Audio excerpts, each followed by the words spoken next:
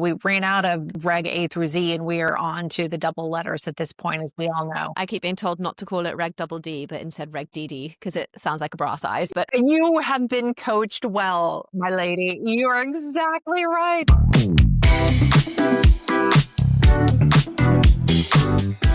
hello and welcome to In Control, where we learn about the finance of everything. I'm Tash, your host, and I'm also the CEO and founder of Cable, which supports the show. When I was at Monzo, I joined when we were about 15 people in a tiny office with no customers. And I know that we used a payment processing vendor that caused us endless headaches. We got a banking license and built our own payment processing system, which I know saved us a huge amount of money and also caused us way less headaches. Monzo now supports more than 12 million customers and nearly 1 million small businesses. And I believe they are still using the same payment processing system. When I started selling Cable to American banks, I kept hearing about a seemingly never-ending list of core banking systems: Signature, Precision, Premier, DNA, ClearTouch, SilverLake, Director. And over time, I realized that all of these systems actually belonged to only the three biggest players in this space: FIS, Fiserv, and Jack Henry, who over many years have acquired other cores, leading to this maze of systems that they support and sell. I also kept hearing about endless core migrations and an overarching frustration with whatever core banking system any bank was actually using.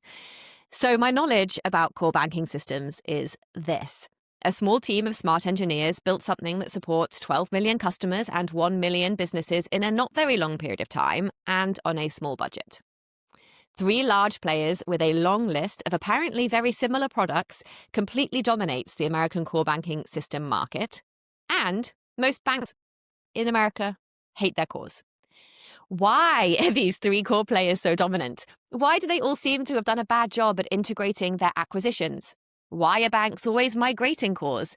And why is it that banks seem to hate their cores so much?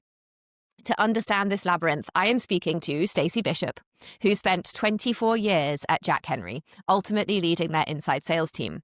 Stacy, thanks for being here to teach me all about core banking systems. And please tell me, what is a core banking system? Well, Tash, thank you for having me. And wow, we are going to get right into it with that overview.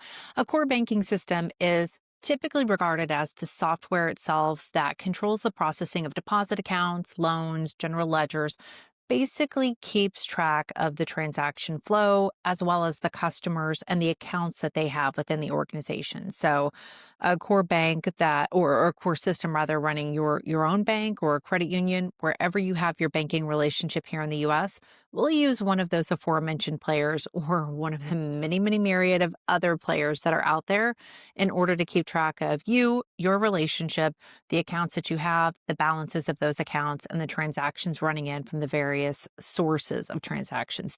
So if you are a bank and you accept customers and you onboard them, and a customer gives you their name and address and their social security number, and then they make a transaction, all that stuff, the system in which all of that is logged and kept is actually the core banking system.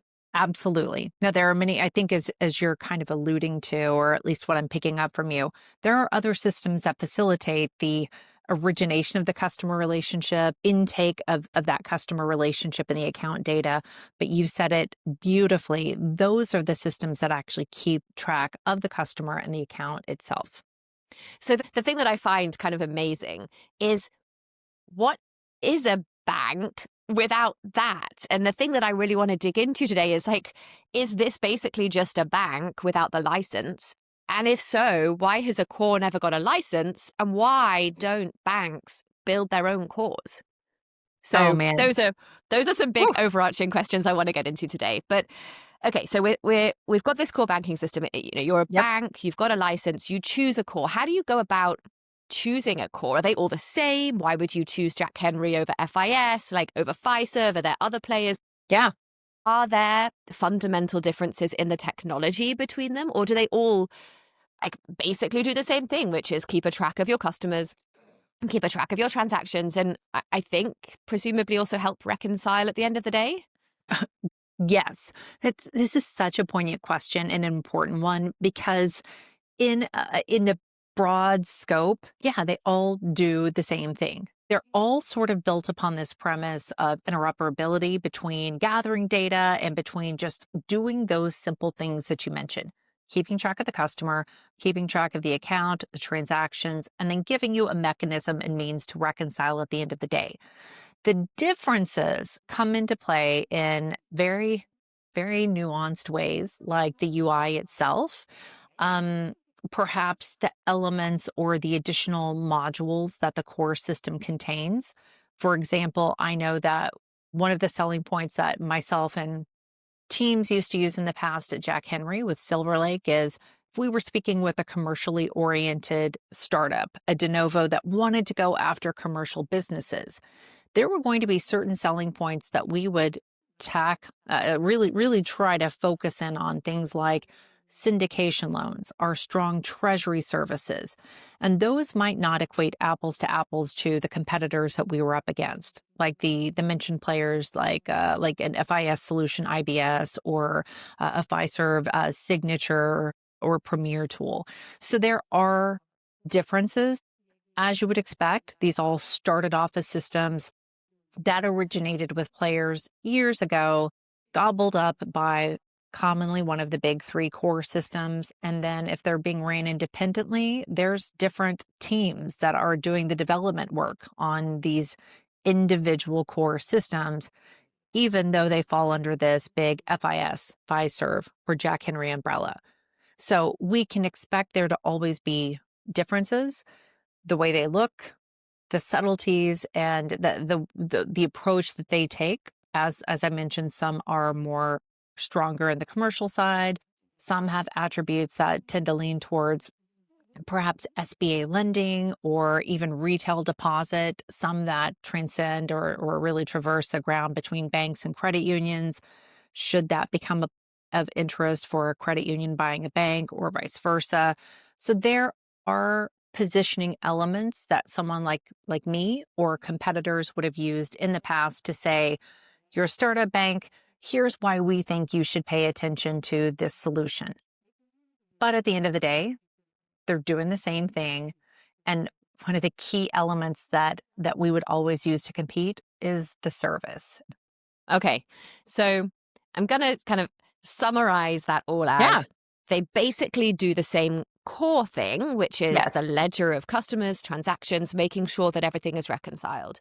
Nailed And it. then they might have these sort of spikes into specific areas of banking where they've clearly had a lot of customers in the past, and so they've built features for them. Yes.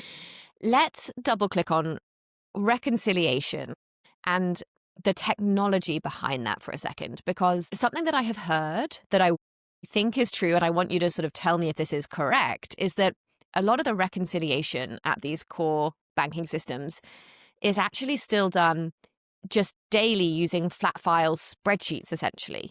Is that true? It is not necessarily because it's a technology limitation. In many cases, it's a bank preference. Now, at least from the Jack Henry side, where I have knowledge, there are tools both within the core to help with general ledger reconcilement, to help automate that process, and then even additional modules that can be purchased above and beyond that to do it for additional channels like ATM settlement and other settlement channels that might live outside of the core system. The vast majority of the time, it boils down to who's doing the reconcilement and what they're comfortable with, because those individuals may be inclined to just use spreadsheets.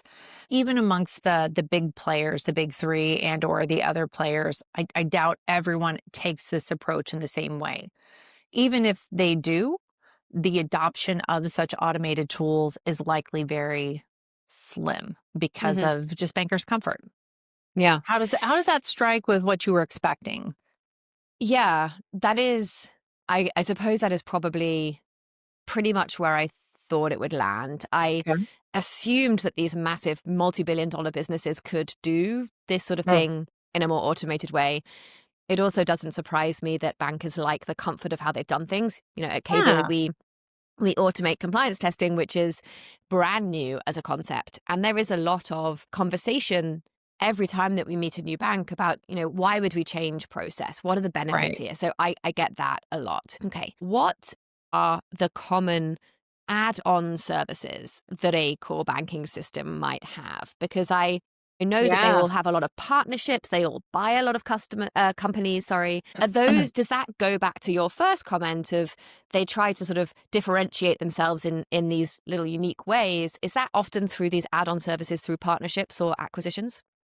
Absolutely. Not only differentiate themselves, but in some cases playing catch up with each other, if you will. But yeah, undoubtedly, some of the known type of complementary products, or the ones that you can expect most, if not all, FIs currently operating in the US to have, would be things such as an origination tool. You need some way to get that information into your core system.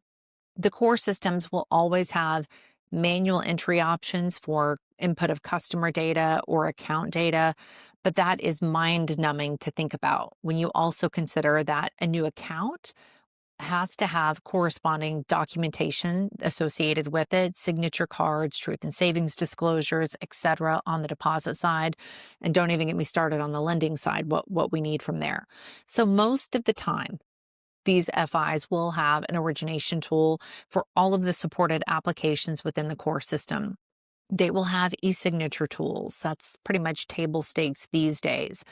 These solutions will have digital banking software providers. And this might be one of those areas in which we see the greatest disparity amongst functionality between the big three providers, the big three core players. When you get outside of the big three, some of the other core companies have said, we're not even going to compete on the digital offering because there's so much great tech out there. So many other people doing a great job.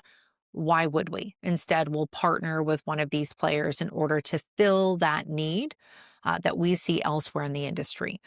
Debit card processing is going to be a standard one. I can tell you that when I was at Jack Henry, it was not uncommon for us to talk about anywhere from 80 to 115-ish products that we could position and pitch to an organization based upon their needs. That's fascinating. I mean, 80 to 100 plus additional products. That's bananas. It's And crazy. and presumably, you mentioned earlier that it's actually very difficult to get a bank that has been with a particular core for a long time to switch because it's difficult. And so they then go through a conversation about what does the price look like each year. And presumably these cores have got to try to find ways to add on costs. Otherwise, where does their growth come from? And so So these true. additional products surely drive a big part of that expansion. So true. Okay, this is fascinating. We're going to get onto the pricing in a little bit because Okay. I heard that they're 7-year contracts and I want to dig in on that, but we're not going to jump ahead. Okay. So we understand now what a core is. They have all of these additional add-on products. Mm-hmm. Why do those three main core providers that we're talking about, and probably some of those other ones that you mentioned, like CSI and DCI, why are they made up of so many cores within them? You've got 5, 6, maybe more different cores within FIS or Jack Henry that you could choose. Why Mm-hmm. do they have so many different cores? And why have they not actually integrated them into one central core for each of these companies? Oh man. Here's what I'll say from the core provider point of view. Most of the time, how do they get here? Well, they are acquiring solutions, acquiring companies that had viable products and viable customer bases that were different enough, or the segment was different enough that, at least in Jack Henry's case, it proved complementary. Over the course of time, Jack Henry did sunset various solutions. In the banking space, there are three: Silver Lake, 2020, and Core Director. Each have a particular fit, at least through Jack Henry's lens. Silver Lake, very much a commercial um, solution. It can scale from a de novo up to, I'm not sure how large an institution is these days, but it was around 50 billion or so when I left the organization processing on Silver Lake. 2020 is the bread and butter of the Jack Henry organization, or at least it was at the time that I was with the company about 5 years ago. There's many 2020 organizations out there, perhaps smaller in asset size, that love this solution. They were getting along just fine. And that's where a good portion of the Jack Henry base was. Core Director was a bit more for banks that wanted to operate on a server type of environment. I do think over the course of time, it's safe to say that there could be some collapsing of those three brands. Because if you think about it from just an economic standpoint and a support standpoint, you have to have people and teams devoted to any of the solutions that you provide. And I'm just speaking about the bank side. There is the credit union side at Jack Henry with the Scimitar solution, the flagship product, which is now what's taken to market there. But each of those solutions has development teams, support teams, implementation teams, individuals specialized in those products. Jack Henry's very actively over the course of time trying to move and migrate 2020 banks to Silver Lake and even core director banks to Silver Lake. So it sounds like it's through a process of acquisition, For and there are definitely some use cases for sort of specialized cores that serve maybe different types of customers or asset sizes for banks. So I could see why that would be something that a core banking system might want to maintain. Sure. So what is a side core? A side core is a core that is just that. It's sitting alongside as a separate entity for tracking a different type of business segment, customer and account data. So, banking as a service is a good example. If a bank is getting into banking as a service and they want a side ledger or a sub ledger, a different accounting of customers and accounts, that's where side core comes into play. Or a bank that wants to stand up a digital bank or a digital brand that's separate from the main bank and the main brand. That is a case in which we'll see a side core that comes up, whether it's one of the three mentioned, like the big three core companies, one of their side cores. DCI does a lot in the side core business these days. Or is this where we start to see more of the fintechs or companies from abroad, core providers coming into the US, of which there are many players that want to get into the US? Monzo. Like why from both sides of this, Hmm. why can't a core banking system support a sub-segment of customers? And why would a bank want to keep them separate from their rest of their customers? Surely that just adds operational overhead around more reconciliation, more technology to use, and so on. Yeah. To answer your first one, it's not exactly that a core provider can't Hmm. operate a subset of customer data. In fact, most of the cores themselves are multi-tenancy in nature. They can have a quote unquote a holding company with individualized banks beneath them. Hmm.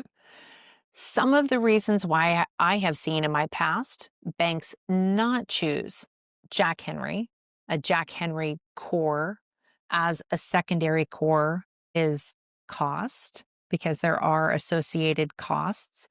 And it's not going to be as cheap as some of those players that you might see with fewer customers either coming into the US market or being stood up here in the US market that can do it a bit more quickly and perhaps more cost effectively. As a bank or a fintech, is there any like regulatory requirement to use one of those three main providers or CSI and so on? So could you're shaking your head, so like No, no. could a bank or a fintech then just use Temenos or just use Infinite or just use like one of these other players who pitches themselves more as a sidecar? To a degree, Temenos, likely yes. Here's how I will tell you we used to sell against Temenos in the Jack Henry space. Then we'll get into like Infinite or Increase or any of the other, side cores and BaaS. But Temenos, of course, was an international company that's trying to get in here into the US market. It's very attractive. It's fragmented, meaning there's 9,700 FIs in the US that any institution can go after. So it's green space. The challenge is that we are a very regulated environment here in the US. And these core systems, the big three providers and the others that are outside of that cusp, the CSIs, the DCIs, the Smileys, the others, they have been spending decades building in compliance and giving bankers that they work with the peace of mind that you will always be federally and state compliant wherever you do business. And when you are an institution or a company like Temenos coming into the US, there's a lot that you have to think through relative to the regulation alphabet. And let's be clear, we have so many regulations here in the US that we are double letters these days. So it's, we ran out of Reg A through Z and we are on to the double letters at this point, as we all know. I keep being told not to call it Reg double D, but instead Reg DD, because it sounds like a bra size. But you have been coached well, my lady. You are exactly right. But yes, we have such an interesting environment. Interesting to say that nicely. Let's put a positive spin on this. But it's evolved over the course of time. And these core system providers, they have huge compliance departments and dev teams to help just keep that regulatory environment in check. So that is a way in which we used to sell against a company like Temenos. Let me double click there for a second, and then we'll move on to the other side cores.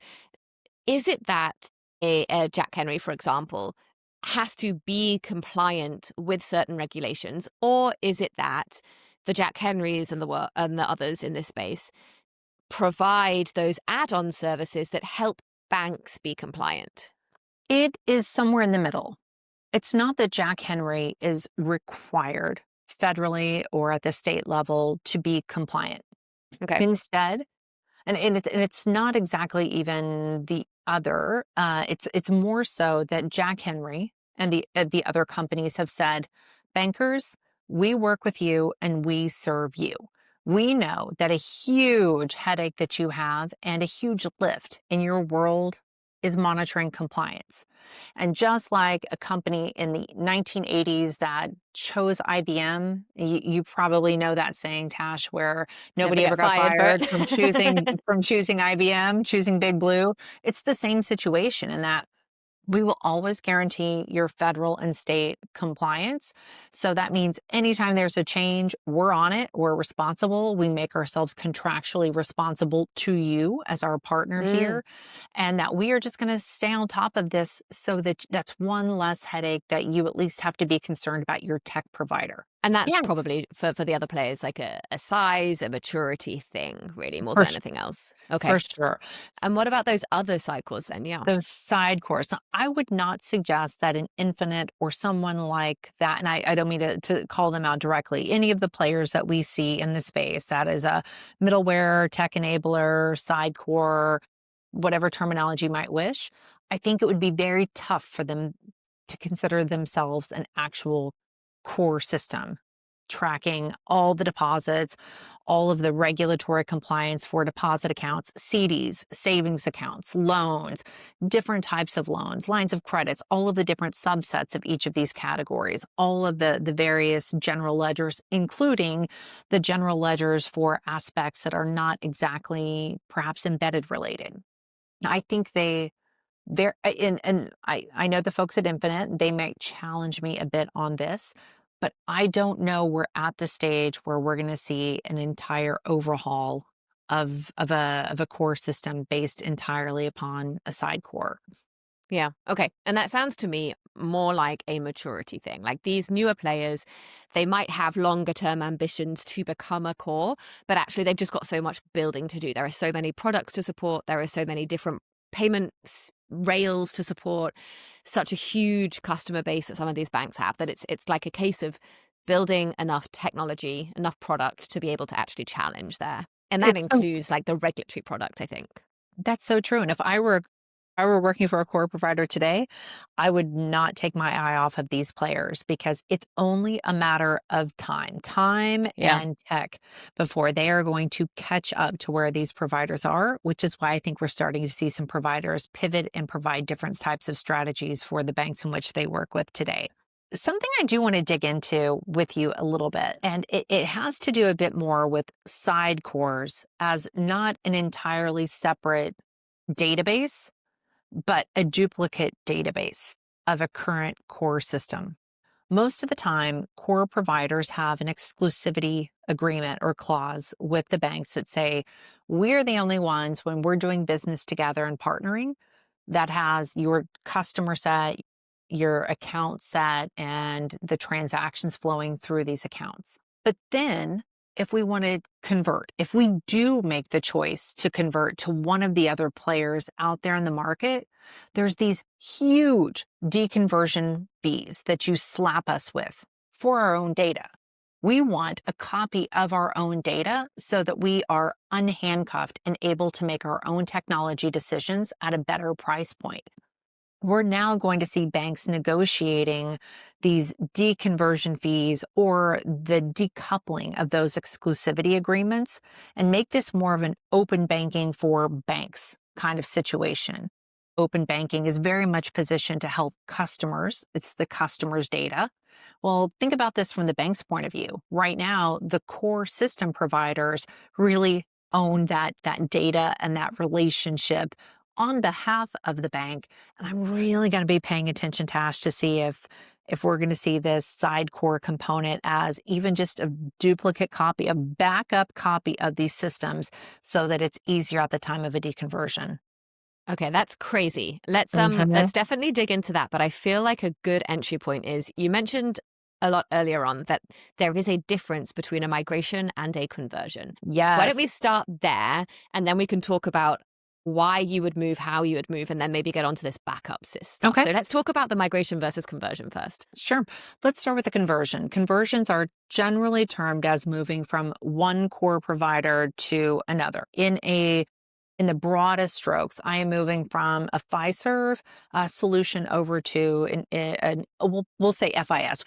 A conversion is very much a rip and replace type of situation. So there's a ton of mapping that has to take Hmm. place, a huge investment of time, a project that can span, in some cases, up to 24 plus months for an organization to make this move. Because when they're making this move, they are affecting absolutely everything. A migration is still a conversion, but it's more internal to an organization. Where we see, like I mentioned earlier, a Jack Henry CIF 2020 bank moving to Jack Henry Silver Lake. They've grown, their Okay. tech needs have changed. And I say it's still a conversion because, yeah, you're changing core systems. Some of the files and libraries are changing. But because you're going from the same core provider from one solution to the next, all of the integration points work. Got it. Okay, so a conversion is from one company to another company, and a You got it. migration might be between two cores within a company. You And got it. so presumably this the migration fee, or I should maybe say the conversion fee, this comes about when presumably you're just moving from one company to another company. And the Right. company you're leaving says, okay, you've got to pay us a bunch of money if you want our help mapping this data, if you want to, You want your know what these files. fields mean. And Yep. yeah. Yep. Can they charge a fee for your files? I mean, that's your data, right? It is your data. They will charge a fee typically for your files. Because think about it like this: Jack and Wow. FIS and Fiserv and others, they all know how to work together. They have been converting systems back and forth one way or another for decades at this juncture. So Jack Henry does know pretty well what the Fiserv Premier file set Hmm. looks like and what the mapping needs to entail. What they don't have is access to the files until Fiserv gives that access to the files. So that is where a deconversion fee can come into play and oftentimes does, is just releasing those files. And that is a frustrating thing for bankers. That is crazy. Like I could see paying a fee to help with the mapping or to understand stuff, but to pay for a fee just for the data, which is your Sure. data, that seems outrageous. So let's get on to actually understanding the financial side of these core banking systems. How do they make their money? Is it true that these contracts are 7 years long? Talk to me about Yeah. this. They generally structure the commercials of these agreements based on perhaps a combination of factors. Things that you'll see in agreements are asset size. So, based upon the asset size, you may fall into a tier. whether that's a platform type of fee Hmm. tier, whether that's a per account fee, per transaction fee tier. What I have seen more of a movement towards is instead of taking a look at things by asset size or by transaction flow and trying to tie to a rate or fee, is more of a baked in per account fee. And the reason why I think that is, it does tend to be a bit more fair for all involved. So, to say it another way, let me paint a scenario for you. I may be selling to a bank, a wealth management type of bank in my past, where they have very large assets, very small numbers of customers. And then we would have to negotiate as a one off every single time. Well, yes, this may be a $10 billion bank, but actually they're kind of acting like they're a bit more of a $750 million bank because of the customer and transaction flows that we're seeing through them. When you look at things more from a per account fee, the bank generally feels better about that. You can also see as part of this that per account fee is not just for core processing, at least from the Jack Henry standpoint. Hmm. Hmm. They bake in a lot of their complementary products, each with, thousandth a thousandth of a penny, if you will, tacked into this per account fee to create a very compelling overall Jack Henry use case, but in a way that a bank always knows what they can budget, what they're going to pay based on their growth, based upon their acquisition strategies. So it sounds like it's a platform license fee and then a per account fee and sometimes per transaction fees and sometimes additional fees. Can be. Um, Asset size makes sense. If we're thinking about a regular community bank in the sort of sub 5 billion asset size range, Mhm. what are we talking about for a standard core? Is it Man, 100 grand? Is it 500 grand? Is it $1 million a year? it really, really depends on what else you're buying, what else you're buying from the core side. You're Okay. definitely looking at six figures though, for Okay. these arrangements. And the bigger you are, the more products you have, the more commas tend to be involved in this Hmm. scenario. But you touched upon something earlier, and that was the term of an agreement. The longer the term, the better the economics of the deal that you're going to get with any core provider. So that's where these 7 year terms come into play. If you tell a core provider you're going to be with them for 7 years, you have the best chance at negotiating all of the complementary products you want to stand out in your marketplace and to negotiate the best economics on the core side of the house, those per account fees. Crikey. Okay. I So know. sometimes they are 7 years and there's the standard license fee, then there's a bunch of these variable costs on top. And is it fair to say Yeah. that this is like the biggest cost for a bank? Undoubtedly. Okay. Undoubtedly. Yeah. And then these like 80 to 120 something products that these banks can offer on the side, those are used as either negotiation tactics to sign a longer term contract. If you sign it for 7 years, we'll throw in some of these other free products, Could or as be. a contract expander. You're re-signing with us. We're keeping all of our core banking fees flat, but actually, if you buy this product, you can launch CDs or you can launch whatever it might be, and you need this product, and then we go. That's how you increase your contract size. For sure. Yeah, Okay. that's where a core provider will dig into their strategy, what their plans are, acquisition versus organic growth, what types of customers they're going after, or the segments, and then they'll be building in those product sets to support those strategies. Yeah. They will try their best not to make those just free add-ins, as you could expect, but give more of a likely an upfront discount on the installation fees, the implementation fees, and or the monthly or the per account fees. But I would be lying to you if I said I have not seen countless agreements in my past where we just gave those as free Yeah. pieces and parts to win a logo, for sure. Okay. Okay. So what are the main costs for the core banking providers here? What is Yeah. their main overall cost? It's the implementation teams. You want a clean implementation with not a lot of after the fact cleanup or escalation. So the implementation team, the ongoing support teams and those staff members, the development teams and engineering teams, all of those elements have to be fed and watered as a result of the contracts being taken in and those agreements being taken in. Yeah, you mentioned earlier that as we've talked about, the technology here is pretty similar, and Hmm. actually they like to differentiate themselves on services. So Hmm. it sounds like, more implementation team support, more ongoing support, perhaps more compliance support, selling a dispute management system, and then also the people to manage those disputes for you, For that sure. kind of thing. And all of those things really go to margin erosion as well. So these Hmm. core banking systems, with the competition that they're seeing amongst themselves, it sounds like they're having to differentiate and change their offering more through services than through product, which Yes. is this leading to a reduction in their margins? Yes, especially when you consider the fintech environment that we live in right now, this explosion of players that are going after these complementary products we keep looking at and talking about. Tash, 10 years ago, or back in 2010-ish, I'll say that, I started noticing in my own competitive nature within the Jack Henry world's selling and positioning products that we were starting to lose to players on the outside with these comp products that we hadn't seen that kind of competition from in the past. We now live in an environment where, gosh, I can't even name the number of origination system providers I have personally spoken with since leaving Jack Henry. And now AI everything is out there. And I mention these players because they are picking off, in many cases, those complementary products that had been controlled and provided by those core systems, those Hmm.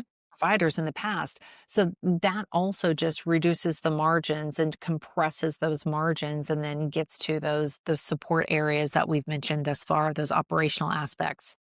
Why have we seen no big disruption in this market? There are some players making a bit of progress. Thought Machine seems to be the one that is Yeah. able to sign some of the bigger names. They've got Mm-hmm. some of JP Morgan's business. I think they have some of Lloyd's business. I think they're cloud based. Maybe they are able to do more real time reconciliation. Why why haven't we seen very much disruption at all in this space? That's the first thing I'd like to talk about. And the second thing I'd Yeah. like to talk about is I just still don't understand why banks haven't built this themselves. So these are two very good questions. Bankers by nature are conservative, as they have to be. They are so tightly regulated and so scrutinized in the decisions that they make. I would imagine it feels safe to go Hmm. with one of the big three providers or even the next three providers that we see out there in the space. It just goes back to the mentality of no one ever got fired for choosing IBM. Hmm. No one ever got fired for choosing one of the big three core systems. Even if the service is crap and the implementation failed miserably, what's the alternative?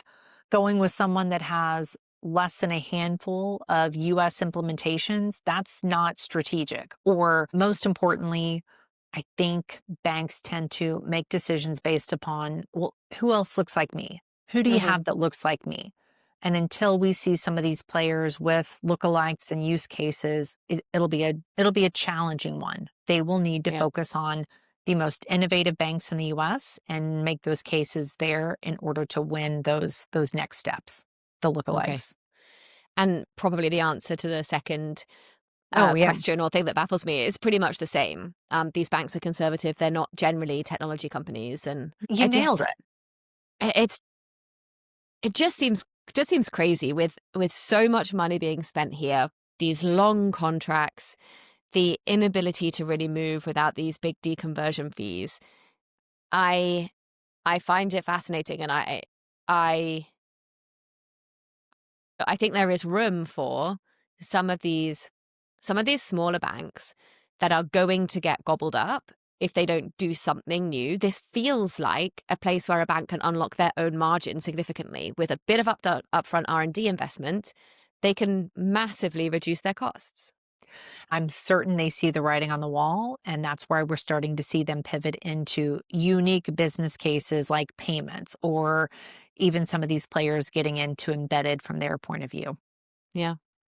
Yeah. Well, Stacey, that is all that we have time for, but that was absolutely fascinating. I feel like I now know what a core banking system is. I think I understand how the banks think about their costs. I think we understand a lot more about the financial situation of these cores, but also, and interestingly, where this might go in the future. We have a lot of side cores, a lot of smaller players here. It'll be interesting to see if they try to become full core banking systems, if they find a niche in this sort of secondary ledger to enable these banks to move around more.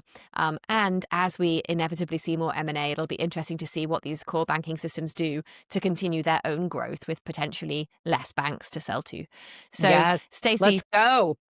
thank you so much for joining me on In Thanks, Control, Tash. and I really appreciate the time. Thank you so much. Such a pleasure. Thank you for having me, Tash.